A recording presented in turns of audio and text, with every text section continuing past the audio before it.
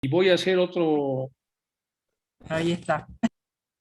voy a hacer otro, voy a empezar lo de medicina, yo lo voy a hacer porque aquí ya llevamos 470 slides, son como 550, eso ya pesa mucho el archivo. Entonces, una vez acabando la Atlántida, me paso a uno nuevo para que no sea tan pesado y tan denso el archivo porque ya se hizo muy denso, ya tiene demasiadas slides. Bueno, pues empezamos, déjenme poner...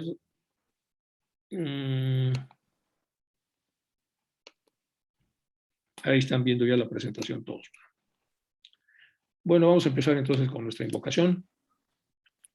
Pedimos que de los corazones de las jerarquías superiores que nos cuidan, nos inspiran y ayudan a la humanidad, fluya un canal, un torrente de luz, un puente que nos bendiga y purifique y ayude a comprender las verdades que vamos a estudiar juntos. Que así sea. Bueno, pues vamos a continuar. Vamos a llegar ahora sí a la Atlántida, investigación, antropología y ciencias cognitivas. Aquí hice alguna resta porque estaba yo hablando mucho de la arqueología.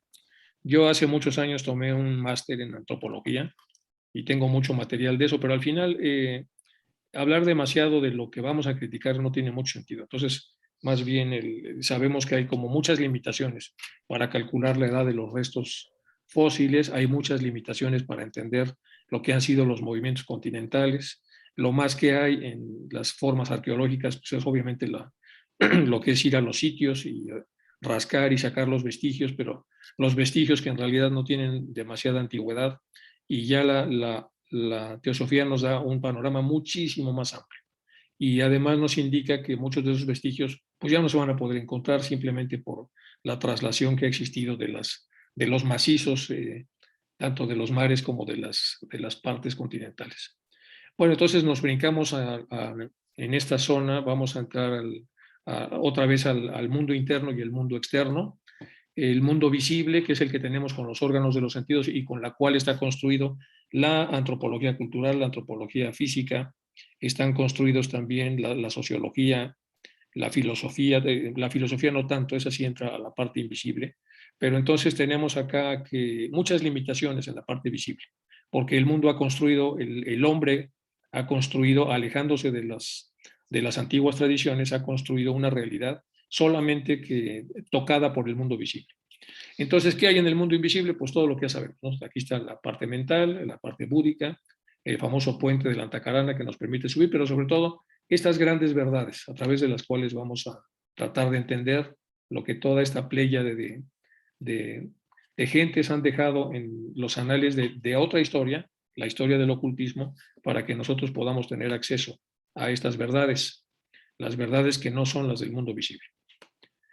Bueno, vamos con la segunda parte que es esta de acá, la ley sagrada llamada Dharma, en el canon búdico. El Dharma tiene que ver con la naturaleza interior caracterizada en cada hombre por el grado de desenvolvimiento adquirido y además es la ley que determina el desarrollo en el periodo evolutivo que va a seguir esta naturaleza interna puesta por el nacimiento físico de un medio favorable para su desarrollo. Esta parte es muy importante. Esta naturaleza dármica, entonces, regresa al sujeto a través de sus buenos actos, poniendo al sujeto físico en un medio favorable para su desarrollo. Ya hay un libro muy famoso que se vende, igual que tienen allá en Copán, que dice perfecta reencarnación, perfect reincarnation. Este perfect reincarnation es precisamente la factura del Dharma que se le otorga al sujeto, permitiéndole nacer en condiciones muy favorables para su desarrollo, no su desarrollo económico, sino que va a estar al alcance de maestros importantes, que va a tener una mente suficientemente abierta para adquirir el conocimiento y que va a aprovechar esa encarnación para dar un salto cuántico en su propio desarrollo. Es exactamente lo que se está diciendo acá. Es lo que modela la vida exterior también y se expresa por medio de pensamientos, palabras y acciones. Lo primero que hay que comprender bien es que el Dharma no es una cosa exterior, como la ley, la virtud, la religión o la justicia. Es una ley de vida que se despliega y modela en su propia imagen en todo lo que es exterior a ella. Bueno, estábamos en mente, nos pasamos acá. Aquí tenemos la famosa escala de oro que todos conocemos, en donde se nos dan una serie de indicaciones para poder hacer más expedito el desarrollo. Y entonces ahora hay que tratar de llevar la escala de oro en forma de vivencia, no nada más de una manera teórica. Y para eso tenemos que hacer definiciones. Por ejemplo, ¿qué es una vida limpia? ¿Qué es una mente abierta? ¿Qué significa tener un corazón puro? ¿Qué significa un intelecto despierto? qué significa la percepción espiritual sin velos, etcétera, etcétera. Por lo tanto, entonces, si nos pasamos de este lado, hay que preguntar siempre qué significa cada cosa y de inmediato cómo se hace o cómo se vive eso. La escala de oro podría convertirse no meramente en una lista de reglas, sino en una forma de vida, con infinitos valores de estudio en cada paso. Aquí tenemos nosotros para todo un seminario sobre la escala de oro, donde podríamos operacionalizar las cosas. Déjenme ver el tema de cómo se silencia. Vamos a silenciarlos a todos. Para que... Okay.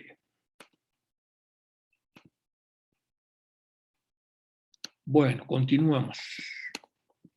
Este es un reto entonces a hacer, ya lo comentaré con Isaac para ver si hacemos todo un seminario largo en forma de taller para poder operacionalizar cada una de las frases.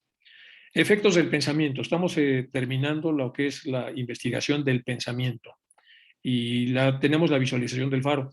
Hace muchos años hizo una publicación, Isaac estaba estudiando su maestría en psicología y se fue a una cárcel de mujeres y a aplicar un método de Asayoli, que es un psicosintético. La psicosíntesis es una parte que utiliza también a las antiguas tradiciones como fondo para tratar de hacer aproximaciones más profundas a la realidad. Y ellos tienen una visualización que se llama el faro. Y el faro consiste en una visualización donde la persona imagina que está en una terrible tempestad con un pequeño bote y ve para todos lados y apenas puede mantener a flote el bote, pero en un momento dado ve que hay una pequeña punta de luz a lo lejos, entonces decide dar dirección al bote hacia ese punto de luz y poco a poco, a través de muchos esfuerzos, tratando de achicar el agua que hay en el bote y totalmente empapada, la persona se va acercando más y más a esa luz que se hace más grande, y cuando se acerca finalmente al faro hay un total remanso en el agua y la persona se siente salva, etcétera, etcétera. Bueno, es una visualización que debería impactar sobre la autoestima de las reclusas. Entonces lo hizo Isaac, hizo la estadística, salió significativa la investigación y se publicó, está publicada. Este es uno de los investigadores que había, un ruso que estaba en la universidad en aquel entonces, el doctor Galvanopsis, y entonces así se llamó la publicación, Asayoli's Visualization, y su efecto en la autoestima de amas de casa, pero en realidad eran amas de casa que estaban internadas en un reclusorio. Bueno, esto es entonces para que veamos que sí se puede hacer investigación con estos modelos y aplicando estadísticos para que a través de los estadísticos podamos ver si funciona o no funciona. Y en este caso, una visualización analógica mejoró considerablemente, por lo menos significativamente, la autoestima de las reclusas. Ya nos comentará más Isaac al rato sobre este experimento que tiene muchos años. No sé cuántos tendrá unos 30 más o menos cuando él lo hizo. Y bueno, pues esto ya lo habíamos visto la vez pasada. Tenemos aquí toda la secuencia y aquí el punto de contacto del Linga, Sarira alto y el bajo, y aquí el plano de manifestación. Entonces, el pensamiento concreto, que es el que priva en la ciencia, es el que está asociado al cerebro físico, y lo más que hace el cerebro físico es poder anticipar cosas que en realidad en el cerebro metafísico ya están hechas o dichas, utilizando la teoría de probabilidad y utilizando también lo que es la matemática pitagórica. Esta es la visualización que voy a dejar para después, que ya la había hecho en otra ocasión. ¿Se acuerdan ustedes que es la visualización de Virgilio para poder bajar a los principios interiores con los colores correspondientes que ya menciona HPV en la doctrina secreta? Bueno, aquí una aclaración sobre la investigación del pensamiento asociada con la emoción. Se caracteriza por el atributo de una sensibilidad bajo la forma rudimentaria de sensación o bajo la forma compleja de emoción, o de cualquiera de los grados que hay entre ambas, dice Bhagavan Das. ¿Qué quiere decir esto? Que la emoción puede tener una forma muy burda, que es la sensación, o puede tener una forma más compleja, que es la emoción. Al final, la emoción es una sensación con más complejidad y la sensación es una emoción con menor complejidad. Entonces, hay toda una serie de estudios a ese respecto que no vamos a tocar, pero hay muchos estudios asociados a esto en las obras de Bhagavan Das, la más importante de ellas, La ciencia de las emociones. Y ahora sí nos pasamos a la parte de la historia. Esta es una foto que me encantó de este niño que está como muy incrédulo, ya desde chiquito se le ve más escéptico. Bueno, historia verdadera para mentes incrédulas. Y ahí vamos a entrar, una de las partes de esta sección es la famosa historia de la Atlántida. Bueno, primero hay que tener una buena orientación, hay que orientarnos respecto a lo que vamos a estudiar. Y entonces vamos a orientarnos un poco. Este es un esquema que ya había yo pasado alguna vez. Tenemos al pensador, que es una subestructura de la mente, y tenemos al observador, que es otra subestructura que no está en este esquema. Entonces, en este esquema sí está el pensador y vamos a ver cómo funciona. Aquí tenemos las vidas pasadas a través de los escandas. Las vidas pasadas por esta flecha bajan a los escandas y de estos escandas contaminan los impulsos, deseos, instintos y emociones antes de que lleguen a la entidad con materia astral. Aquí tenemos fuentes interiores escondidas en las cavernas del corazón. Entonces, todas las fuentes interiores, tanto de vidas pasadas como las del corazón, convertidas en escandas, bajan y llegan entonces a convertir a este genio que quiere dinero, ser famoso, vivir 100 años, cambiar el pasado, estar siempre joven, etcétera. Bueno, todo lo que son los deseos, los deseos más básicos y más burdos de la estructura inferior. Y aquí están las fuentes exteriores que nos llevan a todo eso. Entonces, con todo este bagaje estructural, toda esta información que es compleja y es más grande de lo que aparece en el esquema, este esquema solamente es una síntesis, llegamos a un espacio donde hay un guardián que puede estar activado o desactivado. El guardián es similar al que hay en algunas de las iglesias católicas como Notre Dame, que son estas gárgolas que supuestamente están con la mayor ferocidad para tratar de proteger el templo. En el caso de los templos tibetanos es mucho más común que existan estos demonios que tienen la intención de proteger la santidad del propio templo. Entonces, lo mismo en la estructura interior, se supone que como una parte, como un desdoblamiento natural del propio Manas, tenemos una subestructura, aparte del pensador y aparte del observador, que es otro que es el guarecedor, que es como el guardián. Este guardián entonces es una energía asociada al propio pensamiento que puede estar activada y que en caso de ser activada construye un muro. Y este muro hace que antes de que toda esta información, que es compleja, entre a la antesala del pensador, el guardián pueda descartarla o pueda descontarla o pueda quitarla.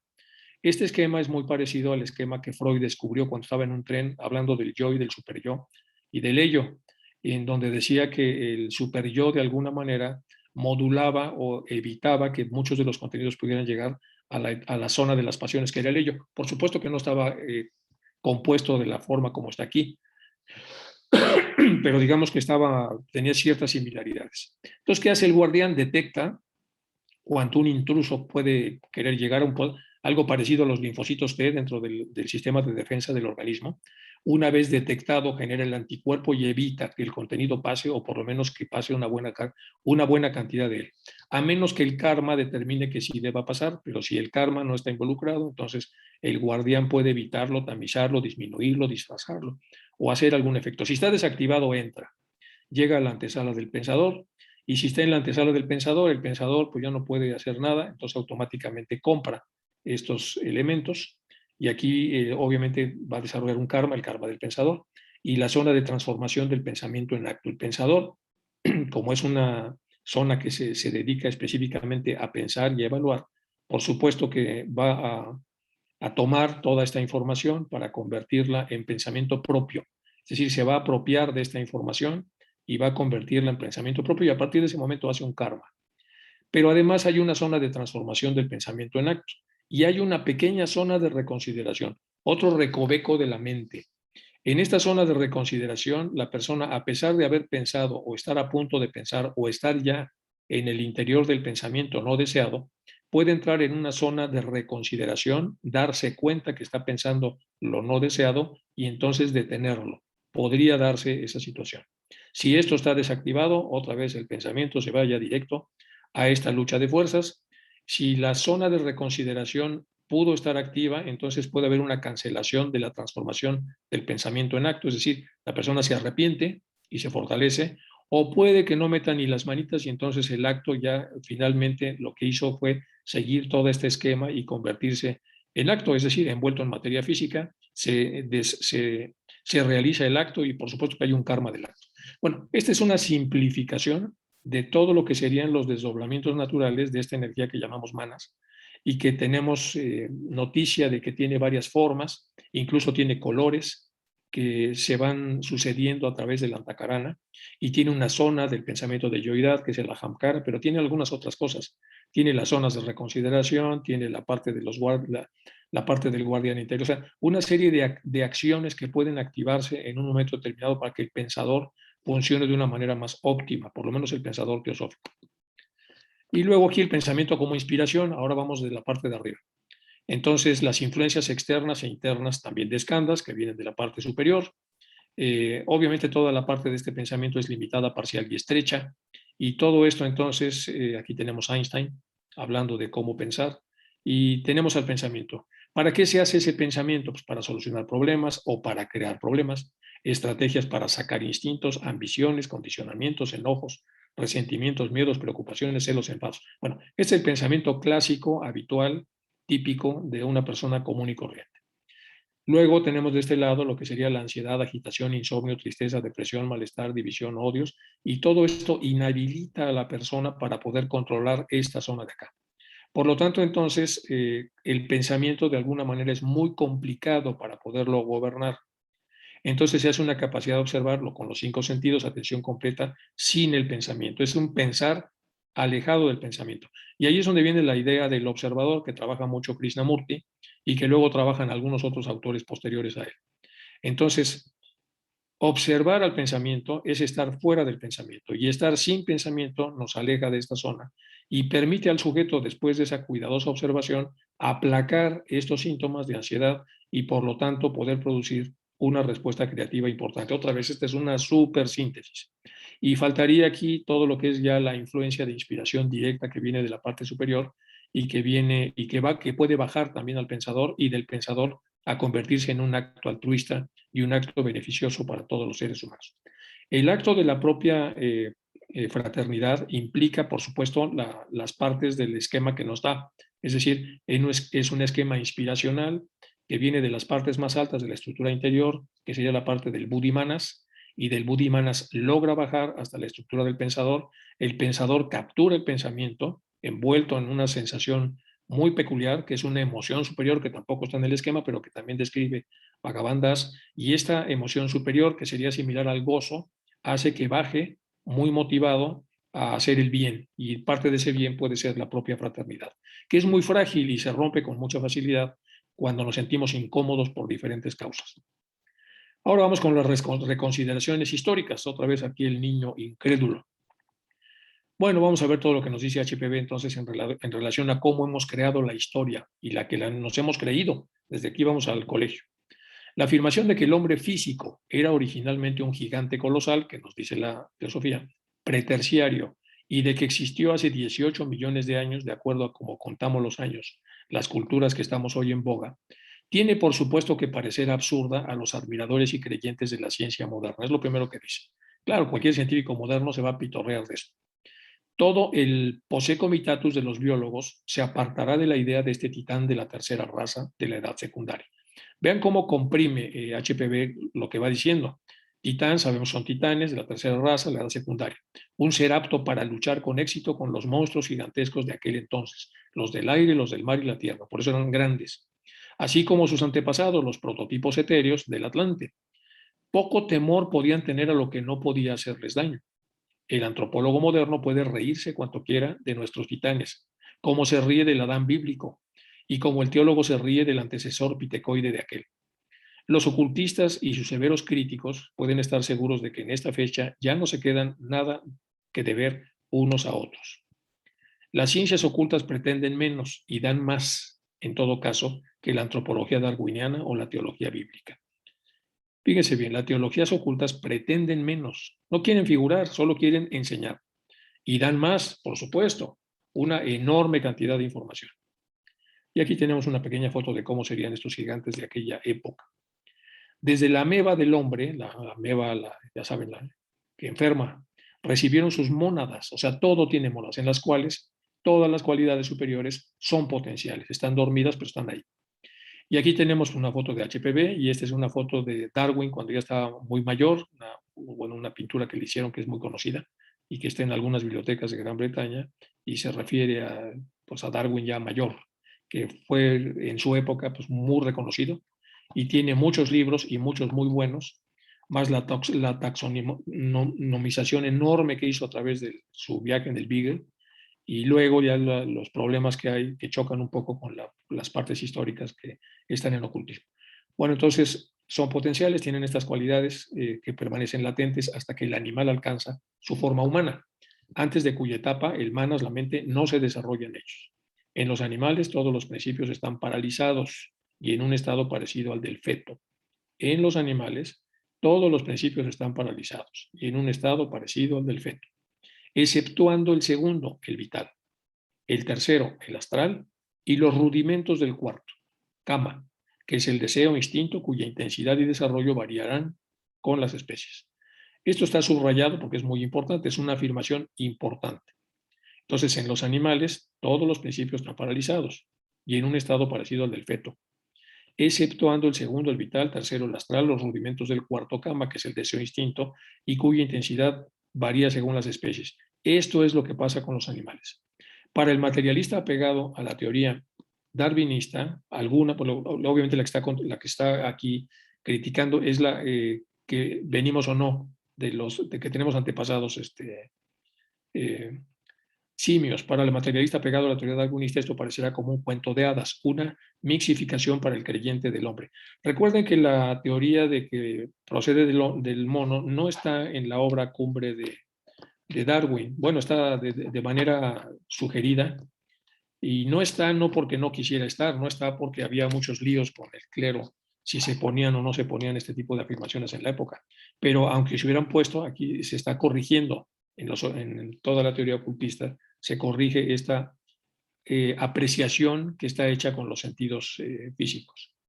Bueno, el hombre interno y espiritual, nuestra afirmación no tendría nada que no sea natural. Bueno, para el materialista pegado a la teoría darwinista, esto parecía como un cuento de hadas. Les decía, el origen de las especies, que su obra cumbre no está ahí, pero está en otras, que es como no me acuerdo cómo se llama, que es algo de historia del hombre, no se llama exactamente así en inglés, pero es la obra donde sí viene esta afirmación. Bueno, sin embargo, no se nos da ninguna buena razón de por qué Darwin ensalza a los reptiles, aves, anfibios, peces, moluscos, cuando está haciendo en esta enorme taxonomización a través del famoso barco donde estuvo, que hay toda una historia de por qué subió ahí, era muy joven y de lo mucho que fue esperado su libro. Que fue un libro muy esperado, se agotó la edición completa durante la primera semana, fue el libro más vendido y ahora es una joya para muchas bibliotecas tener el original y algunas otras tienen el facsímil porque también hubo una edición facsímil como retoños de una misma ascendencia monérica. Entonces, no se nos da ninguna buena razón de por qué Darwin enlaza los reptiles, aves, anfibios, peces, como retoños de una misma ascendencia monérica.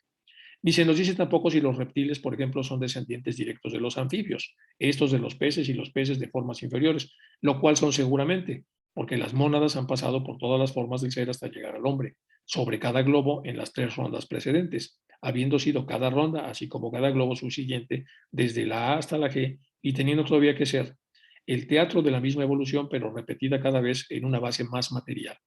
Por lo tanto, la pregunta, ya saben, mientras es descendente será más material. Por tanto, la pregunta, ¿qué relación hay entre los prototipos astrales de la tercera ronda y el desarrollo físico ordinario en el curso de la formación de las especies orgánicas premamíferas? Puede contestarse fácilmente. Lo uno es prototipo diseñado del otro. Bosquejo preliminar apenas definido en el lienzo de objetos destinados a recibir su última y vívida forma bajo el pincel del pintor. El pez se hizo anfibio de una rana en sombras de pantanos y el hombre pasó por todas sus metamorfosis en este globo de la tercera ronda como lo hizo en esta, su cuarto cielo. Los tipos de la tercera ronda contribuyeron a la formación de los tipos de la ronda presente que ya lo hemos estado viendo en las clases de Isaac de los lunes. Entonces conservamos parte de lo anterior y tenemos el extra y eso es lo que se va evolucionando. Por estricta analogía, el ciclo de 7 rondas en la obra de formación gradual del hombre a través de todos los reinos de la naturaleza se repite en escala microscópica en los primeros 7 meses de la gestación de un futuro ser humano. Es decir, se van agregando lo que ya se avanzó, lo que es la famosa recapitulación ontofilogenética, entendiendo que la ontogénesis es el estudio comparado del bebé hasta llegar a adulto y la filogénesis el estudio comparado del hombre desde que era primitivo hasta el hombre actual. Entonces son dos líneas, una muy larga, otra muy corta, y se juntan en una recapitulación. ¿Por qué recapitulación? Porque el avance del niño desde el feto hasta el adulto recapitula las formas de evolución que tuvo el ser humano desde sus orígenes. Que el estudiante piense sobre esto y trabaje sobre analogías, así como el niño de 7 meses no nacido, aunque del todo completo, necesita, sin embargo, 2 meses más para adquirir fuerza y consolidarse. Así el hombre, después de completar su evolución durante 7 rondas, permanece 2 periodos más en la matriz de la madre naturaleza antes de nacer, o más bien de renacer como Dhyani, algún más perfecto de lo que era antes de lanzarse la mónada en la cadena de mundos nuevamente reconstituida. Y aquí tenemos el feto del bebé en las etapas primeras, que es un feto que podría ser de cualquier otro animal, incluso no mamífero, podría ser un anfibio, todos son muy similares. En la siguiente fase sigue siendo muy similar y aquí empieza ya la diferenciación y después de la diferenciación ya llegamos hasta el mes número 7. Vamos un poco poner la imagen de lo que está aquí comentando HPV. Vamos a verlo con más detalle. Dice, por estricta analogía, el ciclo de 7 rondas en la obra, la formación gradual del hombre a través de todos los reinos de la naturaleza, ya sabemos, el mineral, el vegetal, el animal, se repite en escala microscópica en los primeros 7 meses de gestación de un futuro ser humano. Que el estudiante piense sobre esto y lo trabaje. El día 1 está el cigoto, entre el día 2 y 3 hay un embrión con más células, el día 4 ya hay una mórula, después el blastocito, la monérula, etcétera. Y aquí tenemos la tropa del falopio y el ovario, y aquí el óvulo que va, una vez fecundado, bueno, el óvulo que es lanzado a la trompa para ser fecundado, y después de ser fecundado es anidado en esta zona de acá. El útero tiene 3 capas. Está la parte del miometrio, que es la parte del medio, el exometrio, el endometrio. El endometrio es la parte interna, la que crece en una gran cantidad de nutrientes por si es que se llega a embarazar esta persona. Si no se embaraza, esto se desecha a través de la menstruación. Y esta es la maravilla biológica de cómo ocurre esto como una posibilidad. Aquí está la implantación del óvulo ya fecundado, con toda la división celular que va a tener y con la conexión con todas las membranas que habrán de alimentarlo. Entonces, conforme van pasando los meses, se establece el cordón umbilical, esta es la placenta, aquí viene la sangre de la madre, pasa por una barrera especial y después de la barrera nutre al niño conforme se va creciendo y hasta llegar a los últimos meses, en donde se orienta de cabeza hacia abajo para poder salir del vientre del mármol. Toda esta maravilla bueno, aquí está también los espermatozoides que llegan ahí y empiezan a rascar esta zona que envuelve al óvulo, que es una zona muy, muy dura, se llama zona pelúcida, y los espermatozoides tienen una enzima que se dedica a degradar a la zona pelúcida, que ahora está de moda porque se la ponen para las arrugas, que es la hialuronidasa. La hialuronidasa es la enzima que rompe esto para que el primer esperma que entre pueda fecundar y los demás ya no van a penetrar al óvulo. El óvulo se hace impermeable al resto de los espermas una vez que el primer esperma ha entrado, con algunas excepciones cuando entran 2 al mismo tiempo. Bueno, es lo que estamos analizando y aquí están por los meses, llegamos hasta el 7, que es lo que decía HPV, hasta acá. Y entonces en el 7 todo esto tendríamos que reconsiderarlo desde el punto de vista de la analogía. Bueno, más sobre el tema. Comenta HPV en la Doctrina Secreta, volumen 3, página 295 de la versión electrónica, que las reacciones del doctor Bastian ha dado son muy sugestivas. Primero, a causa del modo imperfecto con el que las diversas formas físicas pueden estar representadas en las etapas pertenecientes a cada periodo. Y segundo, por la naturaleza extremadamente limitada de las exploraciones que se han hecho en estos estratos de representación imperfecta. Y tercero, por ser tantas las partes de los anales que no son inaccesibles, casi todos los del sistema siluriano, que es la era paleozoica, habiendo sido borrados por el tiempo, mientras que las 2/3 de la superficie de la Tierra en la que se encuentran las capas restantes están ahora cubiertas por los mares, por la misma transformación y movimiento de los mares, el hundimiento de grandes porciones de tierra que sabemos que pasó desde el hundimiento de donde estaban la civilización hiperbórea, después el hundimiento de la siguiente de los lemures y después la siguiente de los atlantes. Y entonces, ¿cómo encuentra uno eso? Pues es muy difícil. Por eso dice Mr. Darwin, por mi parte, siguiendo la metáfora de Lyell, miro los anales geológicos como una historia del mundo imperfectamente conservada. Claro, es imperfectamente conservada y escrita en un dialecto cambiante. De esta historia solo poseemos el último volumen, que se refiere únicamente a 2 o 3 países. De este volumen, solo aquí y allá, se ha conservado algún corto capítulo, y de cada página solo unas cuantas líneas de aquí y de acullá. Bueno, aquí Mr. Darwin entonces dice algo que sí toma en consideración HPV. Y aquí hay una historia, bueno, un poco de cómo podría haber sido en aquellas épocas la Tierra. Y ahora nos vamos, el círculo de metempsicosis para la mónada humana está cerrado, puesto que nos encontramos ya en la cuarta ronda y en la quinta raza raíz. Tiene que hacerse cargo el lector por lo menos de lo que se conoce el esoteric budismo, que las estancias que siguen en este volumen y en el siguiente se ocuparán tan solo de la evolución de nuestra cuarta ronda. Esta última es el ciclo del punto de giro, después del cual, habiendo llegado la materia a sus abismos más profundos, comienza la lucha para arriba, hacia lo alto, espiritualizándose en cada nueva raza y con cada nuevo ciclo. Por lo tanto, el estudiante debe tener cuidado en no ver una contradicción donde no existe, pues en el Esoteric Buddhism se habla de las rondas en general, mientras que aquí no se trata más que de la cuarta, o sea, de nuestra ronda presente. Entonces, tendría lugar el trabajo de formación, ahora de reforma y de perfección evolucionaria.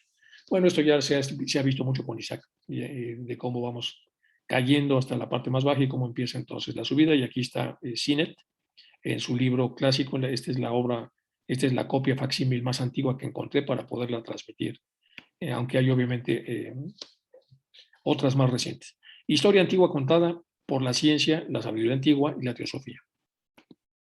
Y ahora sí, por fin entramos a la famosa Atlántida. Esta es una recreación de lo que podría haber sido este mundo tan desarrollado del que ya comenta HPV, que a veces dice con un poco de sarcasmo que es ridículo que se diga que en lo antiguo todo era ridículamente primitivo, cuando en realidad se ignora el alto grado de sofisticación que alcanzaron estas culturas que nos precedieron. Y ahora vamos con el famoso libro que habíamos hablado, que este es el de Holloway, que se llama Man, Fragments of Forgotten History, escrita por dos chelas. Está Laura Holloway, que es la que aparece como autora, y este es el Mohini Chatterjee. Son fotos raras de encontrar, pero son los autores de la obra. Viene muchísimo en la obra. La obra es dedicada a HPV, es una obra muy bonita. La invitación es que la estudien en las logias, porque es una obra que merece mucho la pena. Para comprender el progreso de la humanidad a través de sus diversas razas, es preciso recordar los largos periodos de tiempo ocupados por cada una de estas. Así, la raza actual tuvo su origen hace más de 1 millón de años y fue precedida por la cuarta y tercera razas, cada una de las cuales tuvo su época de supremacía, su época de esplendor. La cronología bíblica y aún los cómputos geológicos se ofenderían ante esta afirmación, que está sin embargo apoyada por la experiencia de adeptos vivientes, como también por la cronología sagrada de los antiguos. Es decir, yo lo había comentado Isaac, por una enorme cantidad de personas videntes, por una enorme cantidad de seres con un desarrollo impresionante que han tenido la capacidad de contarnos lo que es la historia real y verdadera de todo lo que ha sido la historia del ser humano. Si se pudiera sacar a la luz los anales de los templos del antiguo Egipto, de Caldea, de la India, veríamos cómo la historia y la ciencia modernas no han hecho más que recoger y entrelazar algunos hechos perdidos, sin tener la menor idea de su posición en el tiempo. La geología difícilmente considera la posibilidad de la existencia del hombre antes del periodo glaciar, pero los maestros esotéricos saben que anteriormente a esta época florecieron grandes civilizaciones, más grandes que las de Grecia o Roma. Tarea gigantesca sería querer destruir todos los errores que existen en esta materia. No perderemos tiempo ni fuerza en este empeño de combatir la progenie de los errores que infestan al mundo. Fíjese qué frase tan importante. No perderemos tiempo ni fuerza en el desempeño de combatir la progenie de los errores que infestan el mundo. Pero señalaremos algunos acontecimientos relacionados con la historia antigua de nuestra raza, dentro de los límites permitidos, porque ya sabemos que no todo está permitido que se divulgue, y mostraremos su concordancia con los hechos admitidos. Todos los ocultistas saben que la primera civilización en el anillo actual empezó con la tercera raza, de la cual quedan algunos restos sobre los australianos de cabeza aplastada. Estos especímenes degradados de la humanidad, por extraño que parezca, descienden de ancestros cuya civilización procedió muchos eones a las fuerzas de los fenicios y los babilonios. A primera vista sería quizá difícil explicarnos la sobrevivencia de las representantes de una elevada civilización primitiva que no ha dejado huellas fáciles de reconocer.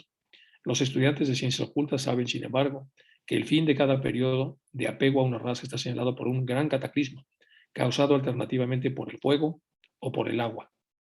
Y ahí sabemos que hay una serie de deidades que se dedican a eso. Si la Europa civilizada de hoy día llegara a experimentar una de esas convulsiones de la naturaleza, su civilización desaparecerá. No tiene pirámides que recuerden sus sucesores, sus pasadas grandezas, y aquellos de sus habitantes que puedan escapar, careciendo de todas condiciones de la vida civilizada. Pronto, Logia Independiente de Teósofo 65 caerían en la barbarie.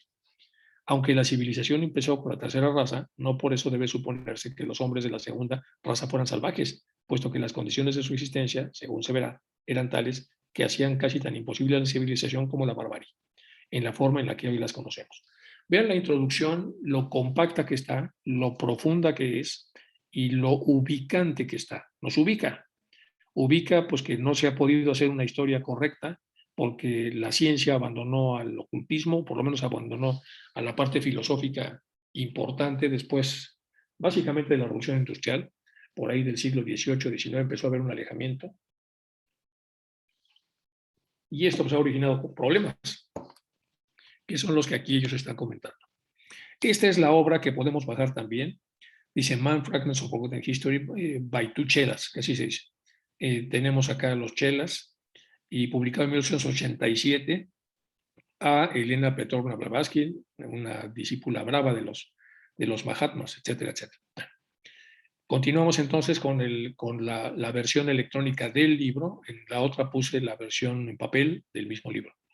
La primera civilización cuyas huellas inequívocas han llegado hasta nosotros pertenecía a la cuarta raza. Y aquí aparecen los apéndices en la obra. La llamada Atlante. A este periodo pertenece la civilización mencionada en libros tales como el Popol Vuh. El Popol Vuh es una gran obra maya de la enorme civilización maya, el Uttara Ramayana y otros. En la célebre epopeya sánscrita de Valmiki se hallan los abundantes datos sobre la civilización de una raza de atlantes que habitó cerca del continente hindú, de la India. La prosperidad material de ese pueblo estaba muy por encima de la de los arios de aquel tiempo. Su conocimiento de las fuerzas secretas de la naturaleza era maravilloso. Se dice que conocían cosas que la civilización actual todavía no conoce. Ellos sabían navegar en vehículos aéreos, valiéndose de un agente sutil del Bulwer Lytton menciona bajo el nombre de Brill. Las casas, como las de los antiguos peruanos, estaban pavimentadas con oro. Las armas de destrucción que utilizaban comúnmente eran tan superiores a las que nosotros conocemos que difícilmente podríamos formarnos una idea de ellas. Es decir, es una civilización que floreció de una manera muy distinta a la que nosotros conocemos. Y esto lo podemos entender a través de diferentes situaciones. Se dice que hubo un adelantamiento de Henry Ford sobre los motores de combustión interna que le ganó la carrera a Alva Edison, que esperaba un motor eléctrico. Y entonces, al ganar la carrera, pues todo evolucionó hacia los motores de combustión, que hemos contaminado el planeta de una manera inimaginable, y ahora volvemos al pequeño retraso que tuvo Alva Edison con hacer un motor eficiente eléctrico, que ahora otra vez la tecnología está caminando hacia allá. Bueno, el arte, la literatura y la ciencia tuvieron su origen durante el periodo en el que vivió esta raza, a su estilo. Pero los arios tuvieron que desarrollar su propia civilización antes de ponerse en contacto con los atlantes. Muy poco de la literatura de los atlantes se conserva hoy, pues muy poco. Y su arte y ciencia apenas han dejado algún vestigio, todo se lo tragó la tierra, excepto en China. Por sus conocimientos superiores, la cuarta raza desarrolló una civilización material que ha excedido a todas las que se han visto en la Tierra. Ojo, por sus conocimientos superiores, la cuarta raza desarrolló una civilización material que ha excedido a todas las que se han visto en la Tierra hasta ahora. Su vasta literatura ha desaparecido casi del todo, si bien una de las principales obras astronómicas sánscritas llamada Surya Siddhanta Prakrispa es la producción de un astrónomo atlante. En este libro se mencionan las 7 islas de la Atlántida, que son la Placiavipa y otras, y su posición geográfica se halla indicada con exactitud científica. Estamos rascando, rastreando, sacando un poco a colación lo que es imposible ver en la otra ciencia, la ciencia mecanicista. Por sus conocimientos superiores, la cuarta raza desarrolló una civilización material que ha excedido a todas las que se han visto en la Tierra, ya lo habíamos comentado, esto es muy importante. Su vasta literatura desapareció casi de todo. Bueno, la producción de la Atlántida.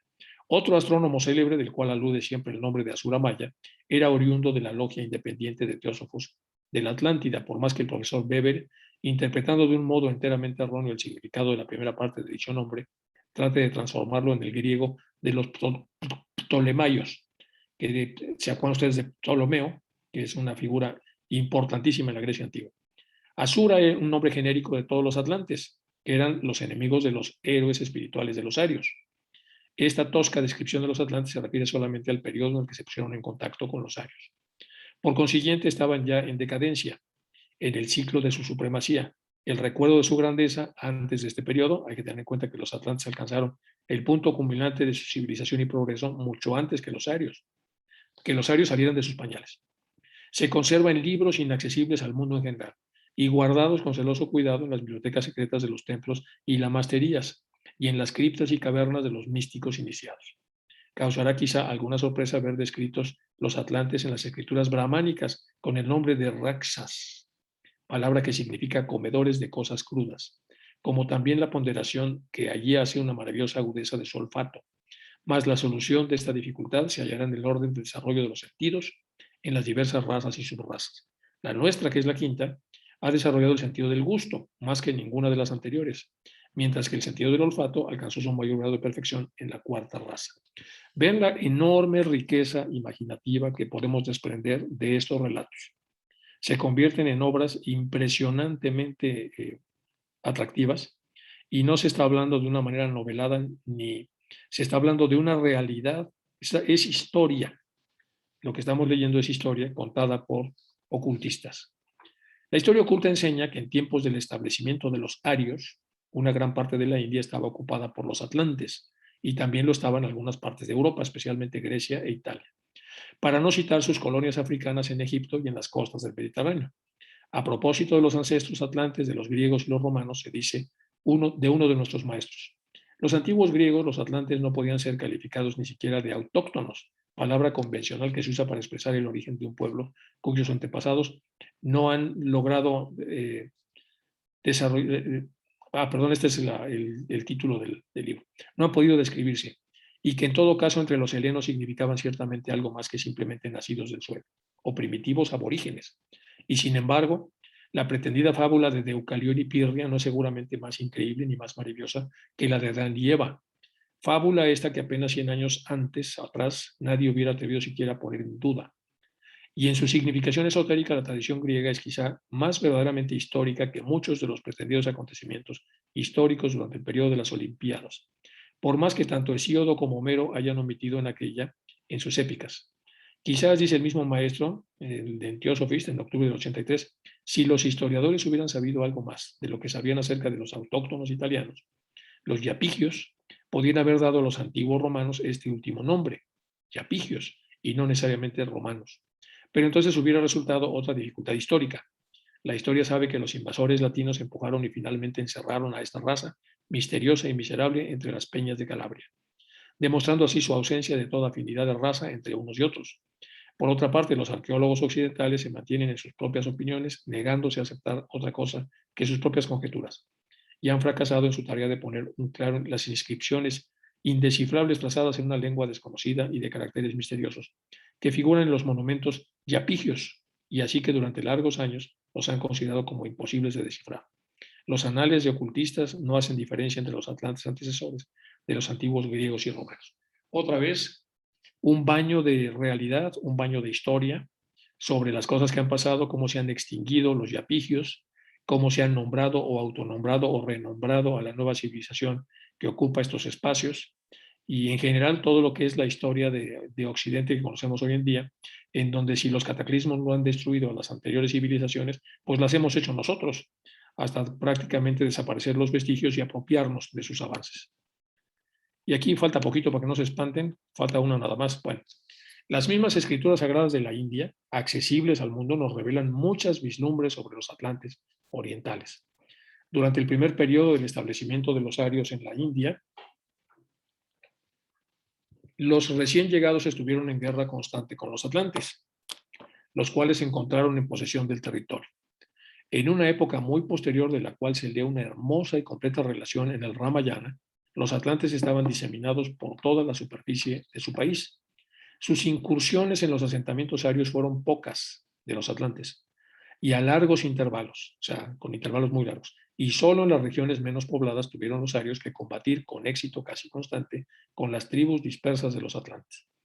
Pero existía un poderoso imperio atlante que abarcaba varias islas en los mares Indos, y su emperador era Ravana. Fue a pesar de las muchas leyendas simbólicas que lo envuelven en un personaje histórico a quien muchos principados arios del continente estaban obligados a pagar tributo. Los poderes maravillosos que obtuvo sobre las fuerzas ocultas se hallan alegóricamente descritos en aquella célebre epopeya inda. La subvención del imperio por Rama, el héroe ario, marcó la extinción de la supremacía atlante en esa parte del mundo, por más que en algún otro punto se veían ricas y poderosas colonias de atlantes luchando todavía a largo tiempo por la existencia. En la batalla de Kursta Serra, que según los cálculos brahmánicos tuvo lugar 5.000 años A, algunos príncipes arios pelearon al lado de sus aliados atlantes. Antes de esa fecha, Yudhishthira, jefe de uno de los partidos beligerantes, hizo construir su palacio, cuyo esplendor no pudo eclipsar ninguno de los demás príncipes arios, por un atlante llamado Maya, que había heredado algo del conocimiento trascendental de su raza. Cuando empieza el decaimiento de las civilizaciones, y ahí tenemos que irnos al gran historiador Toynbee, entonces Toynbee habla mucho de la ciclicidad, de las épocas de apogeo y las épocas de remoción, y eso pasa hasta con las pandemias. Hay necesariamente un florecimiento y después un decaimiento. Y cuando viene el decaimiento, da igual cuántas armas se tengan, da igual cuántos conocimientos se tengan, ya como que la energía está en proceso de desestructuración de lo que otrora fue una gran civilización. Bueno, estamos aquí viendo la maravilla de esta obra. Bájenla, léanla en las logias, disfrútenla. Es una obra impresionante. Simplemente con los pequeños trozos que acabamos de leer, nos damos una idea de lo que nos espera en esta lectura. Bueno, algunas conclusiones. La necesidad de la ciencia materialista de contar con evidencias físicas nos ha puesto en una verdadera complicación. Comentario: como testigos de los lemures solo quedan algunos anales silenciosos en forma de media docena de colosos rotos y de antiguas ruinas ciclópeas. A estas no se les presta atención. Esto está en HPV, en la doctrina secreta. ¿Y qué pasa con las civilizaciones sin vestigios físicos? La cosificación y etiquetación para la renominalización cuando se encuentran estas cosas. Bueno, pues entonces estos son los límites de la ciencia para hablar de estos temas. Vamos con las famosas dataciones. La última mónada humana encarnó antes del principio de la quinta raza raíz de la naturaleza, jamás se repite a sí misma. Por lo tanto, los antropoides de nuestros días no han existido en ningún tiempo hasta mediados del periodo Mioceno, subrayado, HPV. Los antropoides de nuestros días no existieron en ningún tiempo hasta mediados del Mioceno, cuando, como todos los cruzamientos, comenzaron a mostrar una tendencia más y más marcada. A medida que transcurría el tiempo, al volver el tiempo de su primer padre, el gigantesco lemuro atlante amarillo y negro, buscar el eslabón perdido es inútil, como lo hacía Raymond Dart, Ralph Linton y en general toda esta playa también de grandes antropólogos, muchos de ellos muy desarrollados. A los sabios de la conclusión de la sexta raza raíz dentro de millones y millones de años, nuestras modernas razas, o más bien sus fósiles, les parecerían como monos pequeños e insignificantes, una variedad extinguida del genus Homo. Aquí el sarcasmo de HPV. Dice, claro, si hubiera sido al revés, que primero hubiéramos sido nosotros y después los gigantes, pues los gigantes les hubiera parecido que eran insignificantes nuestros restos y nos hubieran catalogado como monos pequeños. Bueno, está aquí el sarcasmo de este. El Mioceno es una división de la escala temporal geológica que pertenece al periodo Neógeno, y dentro de este el Mioceno precede al Plioceno. Comenzó hace 23 millones de años y terminó hace 5 millones de años. Bueno, esta es la datación que existe dentro de la ciencia corriente. Bueno, el periodo del sistema cuaternario, el Neógeno. Tenemos la época de serie, el Plioceno y el Mioceno. Y la edad piso tenemos el piaceniense, el sandiniense, el mesiceniense, el tortoniense, el serravaliense, etcétera, etcétera. Y aquí el inicio en millones de años, aquí tenemos 2.588, 3.600, 5.300, hasta llegar a 23.03. Entonces estamos hablando de cómo nos vamos hacia atrás en lo que es posible más o menos identificar de acuerdo a las clasificaciones internacionales. Y de acuerdo a ellas es que aquí HPV está haciendo los comentarios para poder aclarar la aparición de ciertas especies de acuerdo a la propia clasificación que la ciencia ha generado. Y ahora nos vamos con el otro libro del que se habla mucho, que es el famoso libro de Donnelly, también sobre la Atlántida. Referencias de Blavatsky en relación a los estudiosos que acertaron al referirse a la datación de la Atlántida. Por supuesto, ya vemos que en la doctrina secreta habla también HPV de algunas elucubraciones de muchos científicos que van mal, van torcidas, pero también de alguna manera aplaude a algunos de los que lo han hecho bien. Entonces dice, en el maravilloso volumen de Donnelly, Atlantis, The Antediluvian World, el autor, que es el famoso Donnelly, el autor, hablando de las colonias arias de la Atlántida y de las artes y ciencias, legado de la cuarta raza, declara valientemente que los fundamentos de las instituciones de hoy en día provienen de la edad miocena. ¿Cuál es la edad miocena? Pues ya la vimos acá, toda esta, que está en el Neógeno o en el Neógeno. Esta es una enorme concesión para un sabio moderno, una enorme concesión para un sabio moderno. Pero la civilización se remonta a un periodo aún más remoto que los atlantes miocenos. Llegará un día a descubrirse el nombre del periodo secundario y con él su civilización por tanto tiempo olvidada. Entonces, eso va para atrás, que aquí ya no aparece. Y esa es la primera reflexión que hacemos de este libro. Sobre la lengua de los atlantes. El sánscrito, tal como ahora se conoce, no fue hablado por los atlantes, dice Donnelly, y la mayor parte de los términos filosóficos empleados en los sistemas de la India posteriores al periodo del Mahabharata no se encuentran en los Vedas ni en las estancias originales, sino tan solo en sus equivalentes. Al lector que no sea teósofo, se le invita una vez más a considerar todo lo que sigue como un cuento de hadas, si así le parece, todo lo más como una especulación de soñadores aún no demostrada, y en el peor de los casos como una de tantas hipótesis científicas pasadas, presentes y futuras, algunas de las cuales ya han muerto mientras otras todavía están en pie. Bueno, otra vez HPV en la doctrina secreta, página 84. Esta es la doctrina secreta, la que creo que no está traducida, de 1897. Entonces hay que pasarla y tampoco se puede hacer un copy-paste, entonces hay que prácticamente pasarla completa al inglés y luego traducirla. Como testigos de los lemures solo quedan unos cuantos anales silenciosos en forma de media docena de colosos rotos, ya lo dijimos hace un momento. Pero continuamos, la tradición pasa por alto con desdén el escéptico y materialista, mientras que los hombres de iglesia demasiado celosos hacen en todos los casos todo al servicio de la Biblia. Sin embargo, en cuanto una leyenda se niega a armonizarse con la teoría del diluvio de Noé, es descartada por el clero cristiano. Voz delirante y loca de viejas supersticiones, dicen. Niégase la Atlántida cuando no se le confunde con la Lemuria y otros continentes desaparecidos porque la Lemuria es quizá a medias la creación de la ciencia moderna y por lo tanto hay que creer en ella, mientras que la Atlántida de Platón es considerada como un sueño para la mayoría de los científicos. Bueno, Lemuria, proponemos llamar Lemuria al tercer continente. Este nombre es una invención o una idea de Sclater, quien entre 1850 y 1860 confirmó con fundamentos zoológicos la existencia real en tiempos prehistóricos de un continente que demostró se extendía desde Madagascar, lo que hoy es Madagascar, a Ceilán, Ceilán se acuerdan que es Sri Lanka ahora, y las costas de Sumatra que ahora están en Indonesia. Incluía algunas partes de lo que ahora se llama África, pero por lo demás este gigantesco continente que se extendía desde el Océano Índico hasta la Australia ha desaparecido ahora por completo bajo las aguas del Pacífico, dejando aquí y allá solamente algunas de las cumbres de las montañas más elevadas, que en la actualidad son islas. Y aquí tenemos entonces más o menos cómo hubiera sido esto, la Lemuria, del hipotético continente, así se dice, los científicos, para no meterse en líos, por científicos franceses teorizando principalmente por el geólogo inglés Sclater, para explicar el hecho de que hubiese lemures o parientes cercanos, tanto en la India como en el sur de África. Formularon que por los albores de la aparición de la especie humana había un continente en el cual aparecieron y se extendieron los lemures, que después del continente desapareció en el fondo del Océano Índico, que más o menos esa sería la extensión y el lugar. Lemuria descrito en los libros místicos de los tamiles de la India.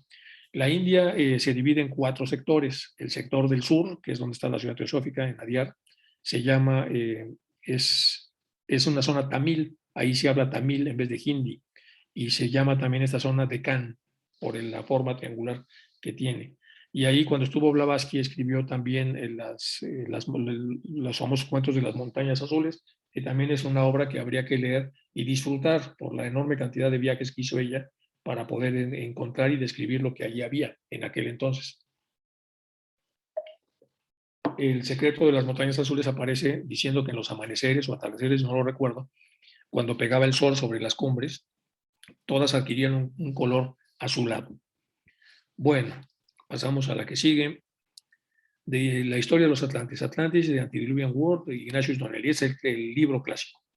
Bueno, afirmaciones que una vez existió en el Océano Atlántico frente a la desembocadura del mar Mediterráneo una gran isla que era el remanente de un continente atlántico, conocida como en un antiguo como la Atlántida. 2.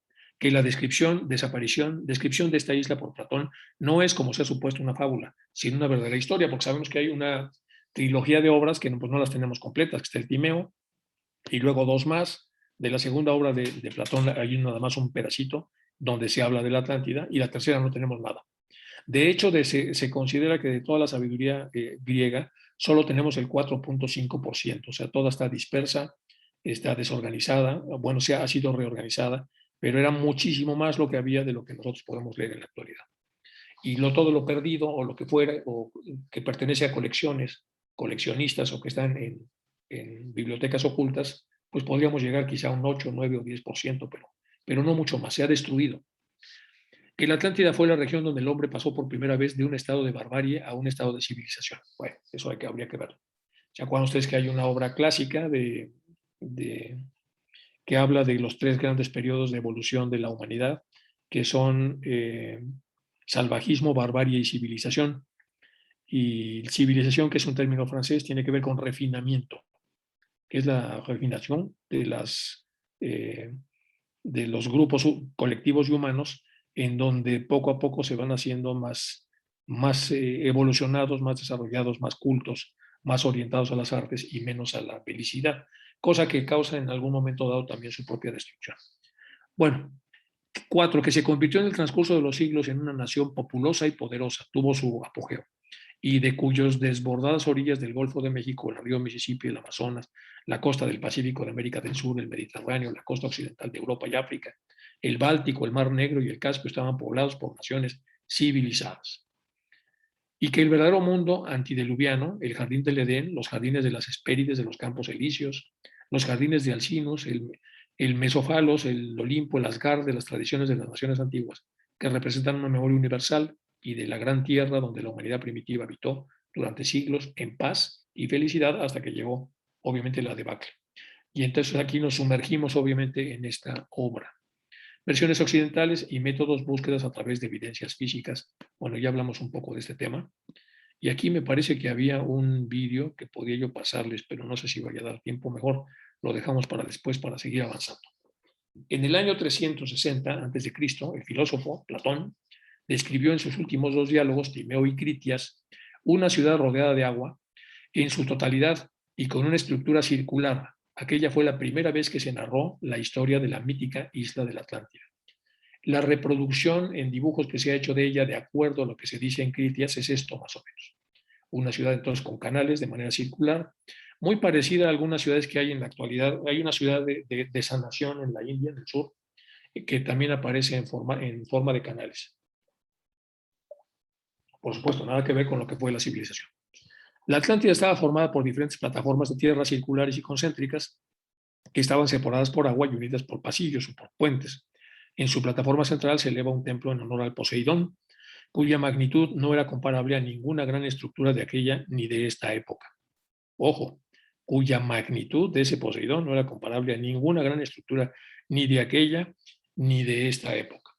Las estructuras más grandes en la época de los griegos de este tipo pues era el Coloso de Rodas, que era enorme y que se cayó por un terremoto y que lo hizo el gran arquitecto de la época, no recuerdo cómo se llama, pero que la llenó de plomo en la parte de abajo para que no se cayera. Y bueno, esas se quedan chiquitas con lo que era esta estatua. Bueno, Atlántida en griego antiguo, así se describe, Atlantis, Nasos, de Atlas, el nombre de una isla mítica mencionada y descrita en los diálogos Timeo y Critias. Bueno, en dichos diálogos la isla aparece como una potencia militar que existió 9.000 años antes de la época del legislador ateniense Solón, más o menos, quien según Platón es la fuente del relato. Entonces, es un relato que se transmitió de boca en boca durante siglos.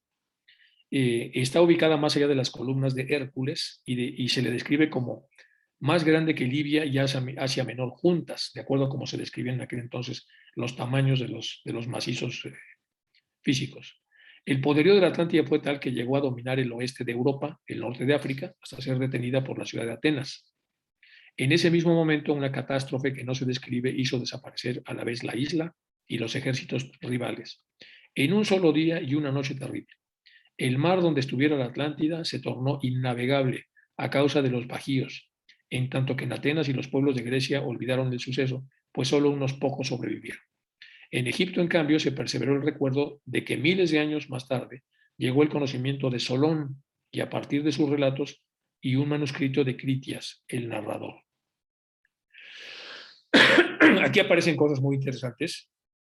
Resulta que de pronto se descubren en el mercado más grande de antigüedades del mundo, que es el Khalil ahí de Egipto, manuscritos, papiros, obras importantes que llegan a los científicos y luego ellos toman la determinación de darlos al conocer al mundo científico o conservarlos y dejar todo en el anonimato.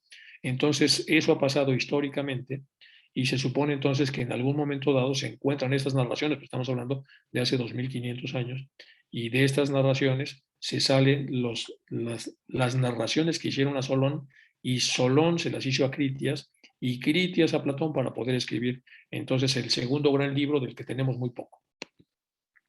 Aproximémonos un poco al nominalismo. Bueno, ¿qué es el nominalismo? Encontramos fósiles y les ponemos nombre, apellido, dirección, antigüedad y todo. Eso es nominarlos. Y esta es la cueva de Gardalam, los fósiles de grandes animales hallados en la cueva de Gardalam. En esta cueva prehistórica se descubrió la prueba más antigua del asentamiento humano en Malta, además de restos óseos de animales que habitaron el territorio durante la edad de hielo, como elefantes, hipopótamos y osos. Y considera que Malta es tan pequeña que no podría haber proporcionado espacio para ese tipo de animales. Pero bueno, ya se nominó de esa manera. Los templos más antiguos que conocen están ubicados en territorio maltés, por lo menos para el caso de Europa. El templo de Gran Tija de Gozo es considerado como la construcción megalítica al aire libre más antigua del mundo. Ojo, se llama Gran Tija y está en Gozo. Malta es una colección de 4 islas, 2 grandes, 2 pequeñas, que son Gozo, Malta, Comino y Cominoto. Comino y Cominoto están entre el mar que separa a Gozo de Malta y de la isla de Malta.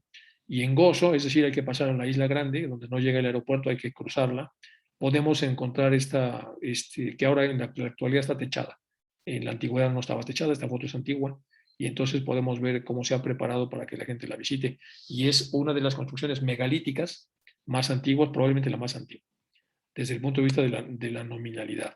Esto está del lado de Malta, este ya tiene su techo, es una foto reciente, y están pues, los dólmenes, los talmudes y en general las formas como se construía en aquel entonces, también como una parte de lo que sería la historia contemporánea. Se puede visitar volando a Malta y estudiando los 2 sitios, porque son 2 sitios que están juntos, leyéndolos para pues, sacarle más provecho a la visita. Entonces ya se empiezan a ver cada una de las áreas que están ahí prácticamente semidestruidas, pero están en su versión original. En arqueología, cuando las cosas están reconstruidas, se les ponen piedras pequeñitas blancas para entender que eso ha sido reconstruido. Y cuando están al natural, pues aparecen así. O sea, no hay ninguna señal de que haya habido alguna reconstrucción. Aquí tenemos lo mismo, es un espacio de cualquiera de las 2 áreas. Y esto tiene alguna similitud. Bueno, esto es un área de las ciudades de piedra que vemos acá. Y esto de aquí, esto es Machu Picchu. Otra vez están las piedras más o menos conformadas, ahora en un formato de habitaciones. Aquí están los dólmenes y talmudes muy similares a como pudieron haber existido, solo que esta civilización está del otro lado del Atlántico. Está en Perú. Y este es lo mismo, aquí está la parte de Perú, este es otra vez Machu Picchu, para que podamos entonces observar que al final de cuentas la reproducción de estas civilizaciones posteriores pues son obviamente mucho más similares a la norma de lo que pudiéramos imaginar. Bueno, vamos ahora con las visiones profundas de la realidad. Esto es en la antigüedad, como se pensaba que era la Tierra, plana y se caía el agua de manera indefinida. Y esta es como es redonda. Cuando hablamos ahora de mundo, imaginamos esto. Ya Juan Viñas, hablando del hombre ingenuo, que le gustaba mucho hablar del hombre ingenuo, siempre hablaba de eso. El hombre ingenuo, por lo que ve sus sentidos, dice que así es y está dispuesto a matar al que diga lo contrario. Cuando se descubre esto, gracias a la primera vuelta al mundo que consiguió un vasco, pues ya se sabe ahora sí que el mundo es redondo, pero se sabe de una manera fehaciente. Bueno, visión profunda, ignorancia ingenua versus la historia verdadera. Y HPV para descifrarla. Antropogénesis, la Atlántida. Ahora nos pasamos a lo que ya hemos estado estudiando con Isaac. Así llamamos al cuarto continente. Sería la primera tierra histórica si se prestase más atención de lo que se ha hecho hasta ahora en las tradicionales de los antiguos. La famosa isla llamada por Platón era solo un fragmento de un gran continente. Europa, el quinto continente era América, pero como está situado en sus antípodas, los ocultistas indoarios mencionaron generalmente a Europa y al Asia Menor, casi contemporáneos de aquel como el quinto. Si su enseñanza siguiese la aparición de continentes en su orden geológico y geográfico, entonces esta clasificación tendría que alterarse. Pero como el orden sucesivo de los continentes se hace que se siga el orden de la evolución de las razas, desde la primera a la quinta, nuestra raza raíz aria, Europa, tiene que llamarse el quinto gran continente, independientemente de cuándo haya podido aparecer. La doctrina secreta no toma en cuenta islas y penínsulas, ni sigue tampoco la distribución geográfica moderna de la Tierra y del mar, desde el tiempo de sus primitivas enseñanzas y desde la destrucción de la Gran Atlántida. La faz de la Tierra ha cambiado más de una vez. Hubo un tiempo en el que el delta del Egipto y de África del Norte pertenecían a Europa antes de la formación del estrecho de Gibraltar y de que un ulterior levantamiento del continente cambiase por completo la faz y el mapa de Europa. El último cambio notable se verificó hace unos 12.000 años y fue seguido por la sumersión de la pequeña isla Atlante de Platón, que él llamó Atlántida, como su continente padre. La geografía era, en antigüedad, una parte de los misterios. El Zohar dice, estos secretos de la tierra y del mar fueron comunicados a los hombres de la ciencia secreta, pero no a los geógrafos. Entonces, con eso tenemos la explicación de por qué algunos lo conocen y otros no. Esto no es conocimiento de geógrafos, es conocimiento de ciencias secretas. Tampoco debe la cronología esotérica asustar a nadie, pues respecto a cifras, las mayores autoridades del día son tan volubles e inciertas como las olas del Mediterráneo. Solo respecto a la duración de los periodos geológicos, los sabios de la sociedad real divagan sin esperanza y saltan desde 1 millón a 500 millones de años con una facilidad como si estuvieran hablando de nueces, como se verá más de una vez en el curso de este cotejo. Tomemos un ejemplo de esto, dice HPV, dice, en nuestro presente objeto de los cálculos, el doctor James Kroll, ya sea que según su autoridad, 2.500.000 años representan el tiempo desde principios de la edad terciaria o del periodo Eoceno, como le hace decir al geólogo americano, o bien el doctor Kroll conceda 15 millones desde el principio del periodo Eoceno. Como lo cita el geólogo inglés, ambas cantidades se hallan dentro de las afirmaciones de la doctrina secreta, pues asignando, como hace esta última, de 4 a 5 millones de años entre las evoluciones incipientes y finales de la cuarta raza raíz de los continentes lemúrico-atlánticos, 1 millón de años para la quinta raza o raza aria hasta la fecha, y unos 850.000 desde la sumersión, desde la última extensa península de origen de la Atlántida, todo esto puede haber tenido lugar fácilmente dentro de los 15 millones de años concedidos por el doctor Kroll a la edad terciaria. Pero cronológicamente hablando de la duración del periodo de importancia secundaria, puesto que después de todo tenemos ciertos hombres de ciencia americanos en que apoyarnos. Estos señores, sin sentirse en lo más mínimo afectados, porque llamen a sus astros, y no solo dudosos, sino absurdos, a sus acertos, siguen sosteniendo que el hombre ha existido desde una edad tan remota como la secundaria. Han encontrado huellas humanas en rocas de aquella formación y además M. de Cuatrefages no ve ninguna razón científica válida por la que el hombre no haya podido existir durante la edad secundaria. Bueno, pues aquí está el famoso Kroll, que se atrevió a hacer una afirmación de este calibre, y aquí ponen en contexto todas estas afirmaciones HPV. HPV pone en contexto las afirmaciones, porque era una tremenda erudita y estudiosa de todo lo que la ciencia publicaba en aquel entonces, y estamos hablando de plena época victoriana. Todo lo que se hacía de ciencia, lo más importante pues era evidentemente en la Gran Bretaña. Y los grandes viajes de ciencia que hubo, no nada más el del Beagle, sino algunos otros, ocurrían ahí en Gran Bretaña. En la actualidad está abierta al público otra vez la Sociedad de Geografía de Gran Bretaña con cantidad incalculable de tesoros que pueden allí ser observados, y uno puede deleitarse perfectamente al tener acceso a eso que estuvo cerrado durante muchos años. Bueno, el diluvio terrestre y su historia también tiene una doble aplicación. En un caso se refiere al misterio de cuando la humanidad fue salvada de una destrucción completa por haberse convertido la mujer mortal en el receptáculo de la semilla humana al final de la tercera raza. Y aquí aparece la cita. Y en el otro, la verdadera histórica sumersión de la Atlántida. En ambos casos, la hueste o el Manú que salvó la semilla es llamado Manú Vivasvata. De aquí la diferencia entre la versión puránica y otras. Mientras que en el Stapata Brahmana, Vaisvata produce una hija, por ella engendra la raza de Manú, refiriéndose a esto a los primeros manusayas humanos que tuvieron que crear mujeres por medio de la voluntad, Kriya Sakti. antes de que ellas naciesen naturalmente de los hermafroditas como sexo independiente, siendo por lo tanto consideradas como hijas de sus creadores. Los relatos puránicos representan a Ida o Ya como la mujer de Buda, la sabiduría. Esta versión se refiere a los acontecimientos del diluvio atlante, cuando Vivasvata, el gran sabio de la tierra, impidió que la quinta raza raíz fuera destruida juntamente con los restos de la cuarta. Otra vez, Doctrina Secreta, tomo 3, 157. Bueno, esta es una de las versiones, desde el punto de vista de las deidades que tuvieron que ver con esto.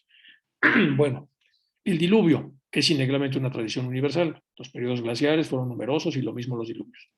Por varias razones, Stockwell y Kroll enumeran una media docena de periodos glaciares y diluvios subsiguientes habían tenido lugar el primero, según ellos, hace 850.000 años. Es exactamente lo que estábamos comentando acá. Entonces, estábamos hablando de lo que estos autores estuvieron comentando en el periodo Eoceno. Son los mismos autores que aparecen aquí, solo que aquí están ya reseñados a través de HPBs. Esto está retomado para ver entonces este artículo que es muy interesante. El primero seguramente es aquel que en esta fecha, consiguiendo las tradiciones de todos los pueblos desde la más remota antigüedad, que el que barrió finalmente las últimas penínsulas de la Atlántida, principiando con la ruta Ideitia y concluyendo con la isla comparativamente pequeña mencionada por Platón. Esto prueba la concordancia y se observa en todas las leyendas respecto a ciertos detalles. Fue el último de su gigantesca escala. El pequeño diluvio, cuyas huellas se encontró en el Asia Central, el varón de Bunsen, y que lo hace remontar 10.000 años antes de Jesucristo aproximadamente, nada tuvo que ver con el diluvio semi-universal, el diluvio de Noé. Bueno, y aquí tenemos un artículo reciente de la Universidad Lomonosov, que es de las mejores universidades de Moscú, y es de James Kroll, un científico adelantado a su tiempo, y aquí habla un poco de habla de las evidencias modernas, geológicas, que pueden explicar o acomodarse a estas obras antiguas, que algunas no están ocultas y por lo tanto pueden tener acceso los científicos a ellas. Y aquí está para otra vez, si en alguna de las ramas quieren estudiarla, pueden ustedes bajarla, porque aquí aparecen entonces los datos de la publicación. Bueno, la doctrina secreta, los primeros nagas, seres más sabios de las serpientes y los hijos de la voluntad de yoga, nacidos antes de la separación completa de los sexos. Eso tiene mucho que ver con lo que ya hemos estado viendo con Isaac. Déjenme ver cuánto falta, porque se va a ir al dentista. Pues todavía falta un montón, pero bueno. Vamos a esta y una más para que podamos terminar a la 1 en punto. En esto se encarnaron los señores de los 3 mundos superiores, las variadas clases de rudras, que habían sido tushitas, y que habían sido joyas, que son aditias, pues según lo explica Parashara, existen 100 apelativos a los rudras inmensamente poderosos. Algunos de los descendientes de los nagas primitivos, las serpientes de sabiduría, poblaron América, cuando su continente se levantó durante los días florecientes de la Gran Atlántida. Pues América es el Patala, o las antípodas de Jambudibla, del Bratasvara, de lo contrario de donde proceden las tradiciones y leyendas, estas últimas siempre más verdaderas que la historia, como dice Agustín Thierry, y hasta la identidad de los nombres que ciertos hombres de medicina y sacerdotes existen hoy en México. Tenemos que decir que algunos de los nagales y nagales o nahuales le dicen en México, y también el nagalismo llamado oculto del demonio por los misioneros cristianos. Bueno, aquí está el famoso Thierry con algunas de las obras que tiene. Generalmente en el texto del Mahabharata aparecen con forma de mezcla de humanos y serpientes. Otras veces aparecen con forma humana y luego en forma de serpiente. Por ejemplo, la historia de cómo el príncipe Naga, que se llamaba Shesha, terminó sosteniendo al mundo sobre sus capuchas, comienza con la escena de que él aparece como un dedicado asceta humano. El caballo recogido con un rodete, la ropa hecha jirones y su carne de piel seca, debido a las austeridades que estaba participando.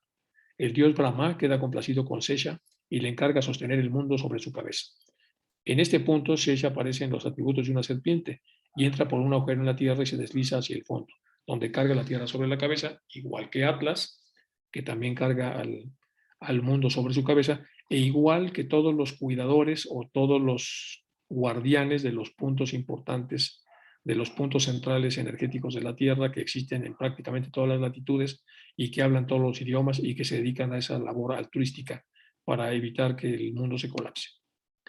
Bueno, aquí tenemos un poco ya otra vez de la imagen de lo que sería Lemuria, y aquí donde estaba la famosa isla de la Atlántida. Los creyentes de Platón describen generalmente a la Atlántida como una prolongación de África. Esto ya más o menos lo vimos. Y vamos a pasar a lo que sigue. En esto está Faber, de acuerdo con Bailey, quien se muestra más instruido y con más intuición que los que aceptan la cronología bíblica. Tampoco se equivocaba Bailey al decir que los atlantes eran lo mismo que los titanes o gigantes. Faber adopta tanto más gustoso la opinión de Cofarde francés cuanto que Bailey menciona a Cosme Indicoplesta, que conservaba una antigua tradición acerca de Noé, de que había habitado en otro tiempo en la isla Atlántida, y que esta isla sea la Poseidonis mencionada en el Esoteric Buddhism, o el continente atlántido, importa poco, la tradición existe registrada por un cristiano. Bueno, ningún ocultista pensaría jamás en privar a Noé de sus prerrogativas, ni se pretendiese que era un atlante, pues eso demostraría sencillamente que los israelitas han repetido la historia de Manú, Vivasvata, y que solo han cambiado el nombre, lo que podrían hacer con el mismo derecho que cualquier otra nación o tribu. Bueno, a lo que nosotros nos oponemos en la aceptación literal de la cronología bíblica, por ser absurda y estar en desacuerdo tanto con los antecedentes geológicos como con la razón. Por otra parte, si no era un Atlante, entonces era un titán, un gigante, como lo indica Faber. Y si era un gigante, entonces, ¿por qué no se presenta como tal en el Génesis? Si no se presenta como una persona de la misma estatura que la civilización moderna. Bueno, el error de Bailey fue rechazar la asunción de la Atlántida y llamar a los atlantes sencillamente Nación del Norte y postdiluviana, la cual, sin embargo, floreció ciertamente, como él dice, antes de la fundación de los imperios indo y egipcio. Y aquí tenemos este extraordinario pensador, una pequeña foto de él. Bueno, y yo creo que vamos a dejarle hasta acá porque todavía nos falta bastante. Vamos a ver, nos quedan del libro de Enoch, y luego entramos en las conclusiones de esta zona de la Atlántida. No podemos acabar porque nos falta todavía un buen trecho. Y está muy denso todo lo que hemos visto hoy, porque ya les había comentado que estamos desenterrando la historia de un continente que realmente existió a través de los pocos vestigios que hay en la literatura occidental y lo mucho que hay para describirla en los anales ocultistas. Y dentro de esos ocultistas, los que sí es posible comentar, puesto que son acceso del Vox Populi, del pueblo en general, y los que no es posible consultar. Y llegando a este punto, y dado que Isaac está haciendo los trámites para poder tener los permisos para presentar durante algún martes lo que fue el lugar donde están los archivos y cómo se conservan y qué es lo que hay, y si es posible, a lo mejor, no sacar una foto, pero sí hablar de lo que coleccionaba todos los días de su vida Madame Blavatsky de los famosos scraps, donde ponía recortes de lo que los hombres de ciencia y los hombres de cualquier tipo hacían de afirmaciones respecto a la historia, a la cultura, a la antropología o lo que fuera. Entonces, todo eso lo veremos una vez que Isaac consiga los permisos, y lo vamos a ver a la mitad de lo que estamos viendo en esta obra, tratando de desenterrar los grandes secretos de la Atlántida. Bueno, vamos a dejar el contenido hasta acá para poder terminar la grabación. Dejo de compartir y pasamos a preguntas, y entonces podemos interrumpirlas si te parece, Emilce, para que puedas ir a tu cita. Y quitamos la silenciada de los micrófonos para que la gente pueda preguntar, si es que alguien tiene alguna pregunta.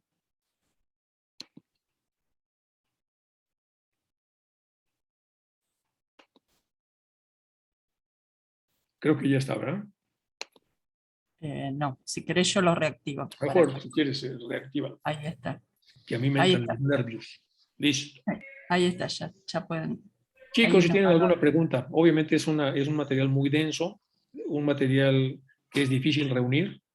Mucho obviamente está en los textos ocultistas, y algunos de los autores occidentales o autores contemporáneos, no tan contemporáneos, hablan de los temas con cierta propiedad. Hay algunos especialistas en el mundo, por eso había un vídeo ahí que podía más o menos pasarse, quizá lo pase yo después. Y bueno, la idea es reconciliarnos con una parte de la historia real y verdadera de lo que ocurre en la historia de los anales del mundo. Vamos con las preguntas. Que se llama Vermari. Perdón, Vermari.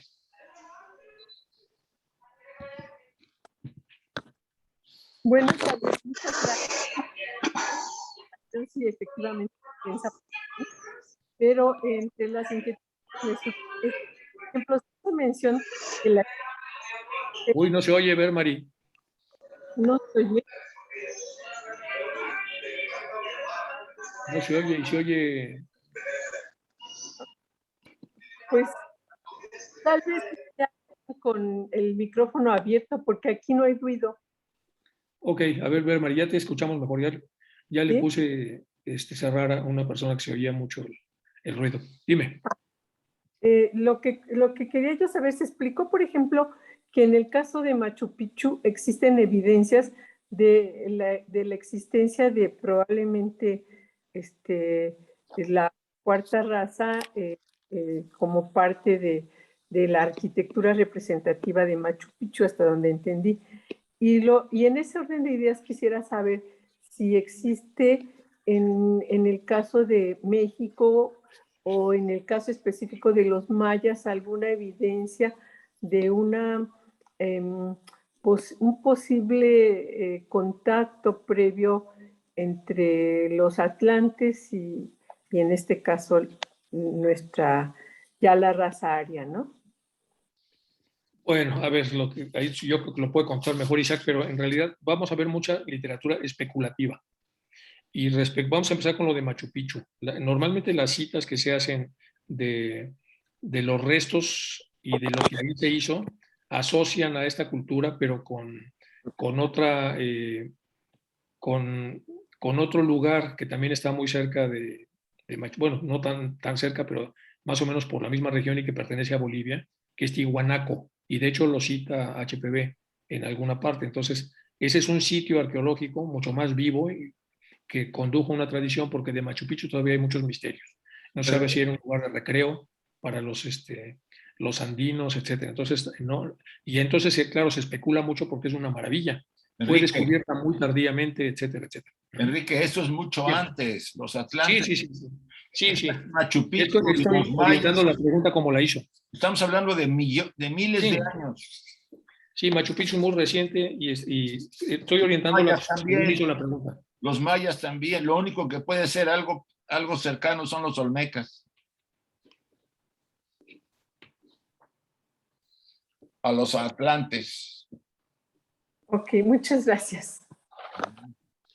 Hay mucha especulación y se supone que cuando empezó a desaparecer los atlantes, quedaron pequeños islotes o pequeñas regiones de atlantes todavía sobrevivientes, guerreando y peleando hasta que desaparecieron, como los neandertales, que desaparecen los últimos ya muy tardíamente, pero ya no son una cultura, son un vestigio de la propia cultura decadente que fue poco a poco desapareciendo. Y de ahí se habla de los posibles contactos que hay, de los restos últimos de alguna de esa cultura, pero son especulaciones, no son historia. Por eso en el ocultismo hay que tener cuidado con las dataciones que tienen los ocultistas para no confundirlas y tener como ahora hizo, por ejemplo, Isaac, la cultura olmeca, si es que hubiera tenido algún tipo de contacto, es mucho más antigua de las otras culturas que florecieron en Mesoamérica posteriormente, pero estamos especulando.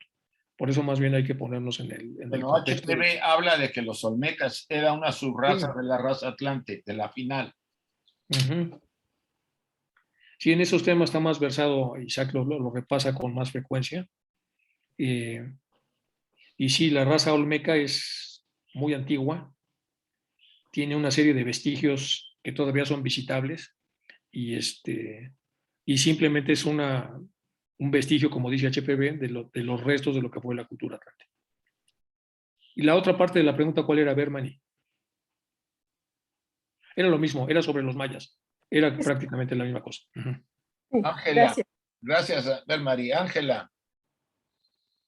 Ángela. ¿Tienes apagado el micrófono, Ángela? Gracias. Mi pregunta tiene que ver con lo que algo usted dijo cuando la gestación en la mujer. Yo nací de 7 meses, entonces me ha intrigado mucho siempre por qué nace uno de 8 meses, 7 meses, 6 meses. Yo sobreviví en un pueblo pues bastante alejado de la ciudad y bueno, soy 7 mesina y aquí estoy. Así que quisiera ver si usted tiene alguna información acerca de por qué uno nace antes de los 9 meses. Gracias. Sería especular lo que sí bueno, se sabe. especular. Sí, hay formas, los ginecólogos tienen formas de datar esto y tienen, pues cuando está en formación todavía el feto, lo que sería un parto prematuro, un parto con producto inmaduro, después viene el parto Ajá, prematuro y parto a término, que sea cerca de las 40 semanas o de los 10 meses lunares, de los 280 días, que es donde ajá, suelen nacer los bebés más o menos. Luego calculan a partir de la fecha de última regla en la mujer regular, más o menos la época, ujú. y luego también se hacen bolas a veces las señoras respecto al embarazo y resulta que el 7 mesino en realidad era 8 mesino o sea, pasan cosas porque de acuerdo al proceso de sugestión, por lo menos a mí me ha tocado. A una la sugestionaron con una fecha y apenas iba en 7 meses, ya tenía trabajo de parto por efecto de la sugestión y ya hay embarazos histéricos también. O sea, a lo que voy es que el tema es que está usted viva y sana y, Sí, pero y a pesar de haber nacido en 7 meses no tiene ninguna muestra a menos que empecemos a especular que los de 8 meses que tienen alguna deficiencia, que sí, deberían estar más tiempo, que requerían una incubadora. Bueno, hay niños a término que se mueren, hay niños de 7 meses que viven bien, niños de 6 meses que se logran en lugares donde no hay incubadoras. Bueno, eso es el misterio de la propia vida, normalmente marcado por el karma. sí, pero no habría una explicación un poco esotérica que sería la que a mí me interesara. Lo físico, pues en realidad no mucho, pero no la hay. Que yo sepa, Pues no, que usted pero sepa, ¿no? conozco especulaciones, Ah, bueno, pero especulaciones no hay que hacerles mucho caso. pues sí. Ah, Porque bueno. toman trocitos de diferentes narraciones serias y construyen una teoría, pero que puede tener muchos orificios. No es posible usarla como una Ah, realidad sí, concreta de a qué ok. se refiera. Es mejor vincularnos a que alguna situación kármica debe haber ocurrido, tanto en la anticipación del nacimiento como en la posibilidad Ujú, de que usted sobreviviera bien, sin ningún ok. problema. Bueno, tengo quizá un comentario, ¿no? En algún lugar leí yo que los toltecas habían emigrado antes de que se hundiera Ruta y Poseidón. ah, Emigraron ay, ay, ay, al Perú. Y entonces allí fundaron ellos lo que se conoce como el Imperio Inca. Eso lo leí en algún lugar, pero sinceramente no recuerdo. Otra cosa es que hay una película basada en el libro de Donnelly acerca de la Atlántida, pero ya en la última parte, pues como aventura. Para el que no pueda tener el libro, pues puede ver la película, que es como del año 52, 53, algo así. Esa era toda la información. Y muchas gracias por Sí, todo. otra Gracias. vez es especulación. ¿Ah? Hay que ver esas afirmaciones con mucho cuidado, Ángela, porque Sí, los toltecas fue una cultura súper progresiente anterior a los aztecas, pero estamos hablando del siglo X después de Cristo ok, y en sus inicios un poco antes, el siglo sexto o séptimo. Se ok. supone que hubo influencias entre las culturas cuando encuentran cerámicas de un lugar en otro lugar, y entonces se presume que pudo haber habido un contacto entre las dos culturas. Pero seguimos con el problema de las tasaciones de la antigüedad de las culturas.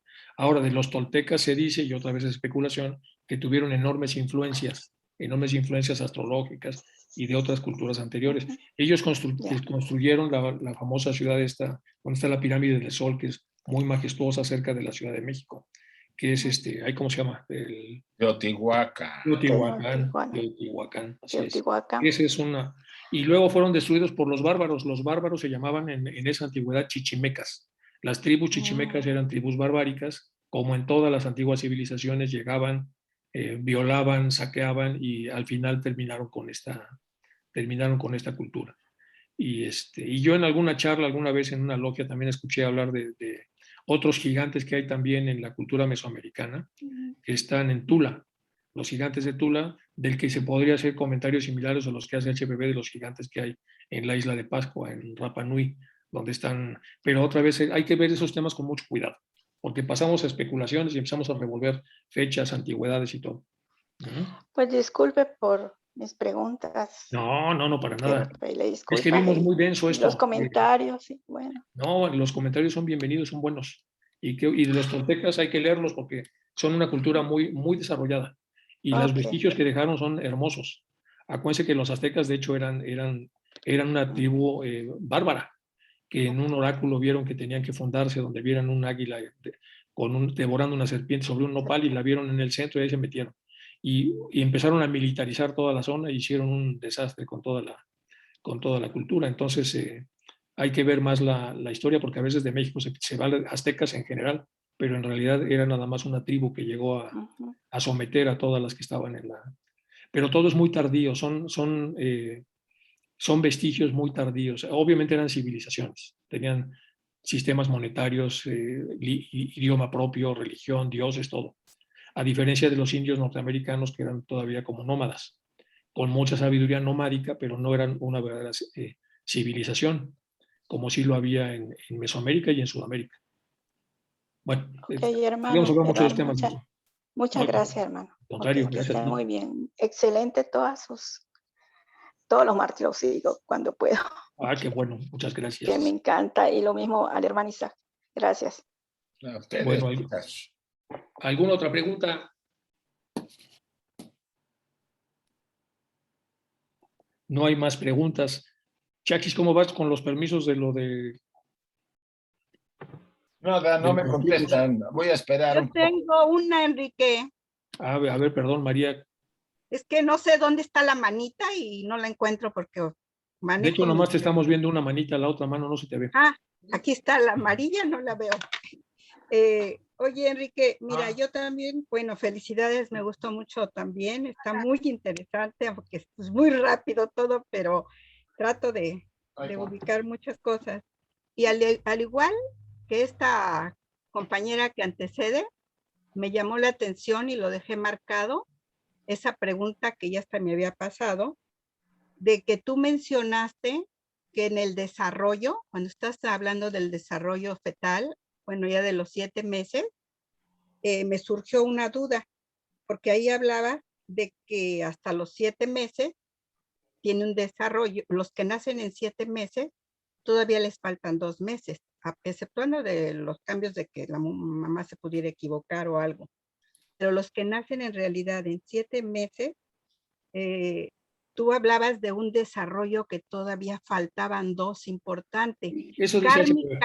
Kármicamente podría tener algo que ver con ese apresuramiento que surge. A mí Sí, me por interesa.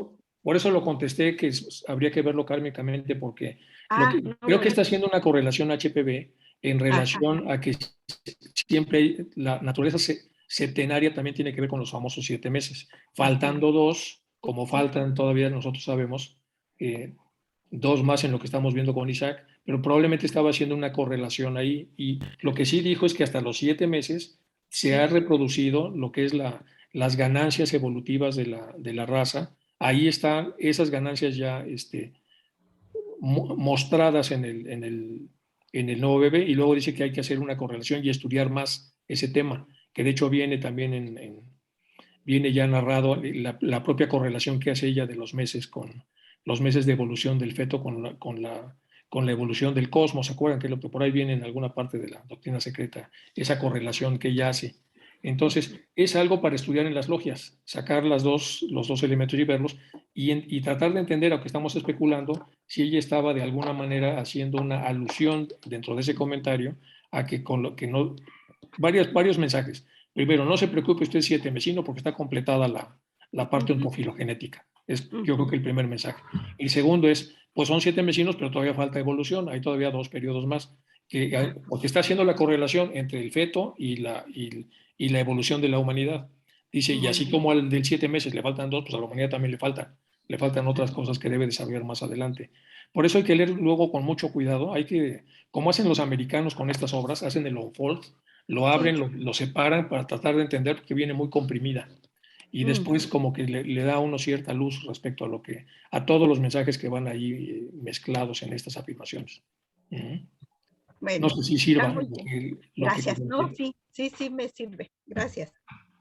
Bueno, ¿alguna otra pregunta, chicos? ¿Se escucha? Sí. Bien, pues también antes que nada agradecerles a ambos de su gran trabajo que hacen a dueto, a veces por separado. Muy agradecido con todo el conocimiento que comparten. Me gustaría es más bien una inquietud, saber un poco más acerca de estos mitos no fácilmente comprobables acerca del superhombre. Poco se sabe de las supermujeres, pero considero que HPV también es una muestra de una supermujer. Casi no se te oye, José. Se fue Ah, como alejando. Ya. Con respecto al superhombre y casi no se habla de la supermujer. Considero que HPV es la muestra de una supermujer, pero hay en la antigüedad, independientemente de las diferentes épocas, José, casi no se escucha. Se fue otra vez el sonido. Sí, tengo mala conexión. Más o menos alcancé a escuchar lo del superhombre. La ¿Se acuerda? supermujer, HPV, los enigmas de estos movimientos de las grandes moles, la construcción de pirámides, los diferentes muestras arqueológicas que hay en el mundo, de cómo mover esas grandes piedras, cómo tallarlas. O sea, si en algún momento se podría, no sé si hay oportunidad en otra ocasión de hablar de ese tema y relacionarlo con el Adam Kadmon que hablan los judíos. Gracias otra vez. Sí, no sé si así, bueno, se escuchó poco, pero parte de lo que vamos a ver en ciencia también son las tecnologías de la antigüedad y van a estar asociadas al antiguo Egipto y vamos a ver qué métodos utilizaban para hacer las cosas que hicieron.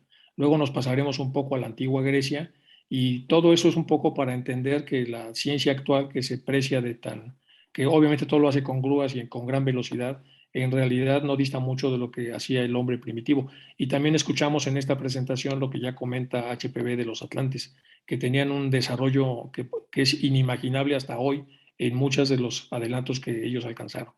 Entonces, yo así lo voy a presentar porque esta presentación es de ciencia y teosofía.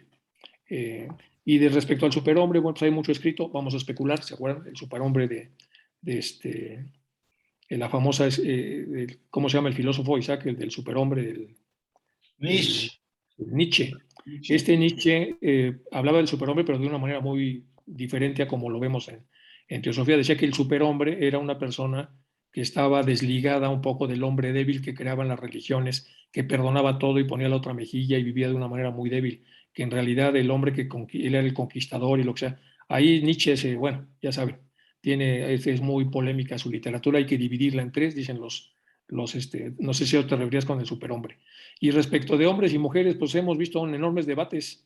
A mí me tocó en alguna ocasión escuchar el debate que estaba insistiendo mucho una chica de que por qué el Dalai Lama siempre era hombre, hasta que ya el que estaba exponiendo dijo, oiga, pues es que usted es mujer ahora, pero antes seguramente era hombre y entonces lo vería diferente. Es que mientras ustedes no entiendan y acepten la teoría de la reencarnación completa, van a seguir peleando en que la mujer que es ahora mujer ya fue mujer y no va a ser otra cosa y el hombre que fue hombre también. Bueno, orientó bien la discusión de una manera donde pudo, a través de esta reconciliación con la doctrina de reencarnación, entender un poco que da igual que eres ahora porque has sido otra cosa y serás en el futuro otra cosa también, para no quedarte como inmovilizado en ese espacio, que tampoco creo que era el sentido de tu pregunta, pero bueno, me vino mientras se escondía un poco tu voz en el micrófono, estaba yo pensando cómo contestar. Lo siento. No. Y también, solo para intentar completar, hace 25 años desapareció Jacobo Greenberg y él, y con sus investigaciones también, fue descubriendo otro tipo de superhombre y bueno, no se sabe más de él. Bueno, yo conocí a Jacobo, yo era jefe en una escuela en la Universidad de las Américas y él se movió de la Ciudad de México. Él escribió varios libros. Él estudiaba la intercomunicación interhemisférica de los hemisferios cerebrales. Era un neurobiólogo competente que hizo varios libros y también se metió a algunas cosas de esoterismo. Yo lo conocí, Jacobo, y efectivamente ahora está perdido, no se sabe dónde está, pero bueno, es en relación al comentario que estaba haciendo de Jacobo. Bueno, chicos, pues alguna otra pregunta que tengan por ahí.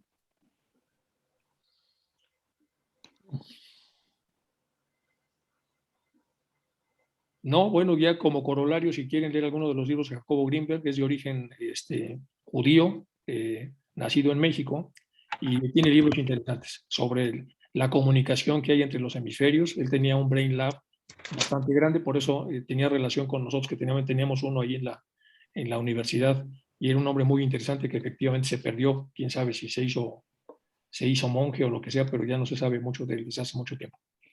Bueno, pues muchas gracias, chicos, y gracias a los que me grabaron.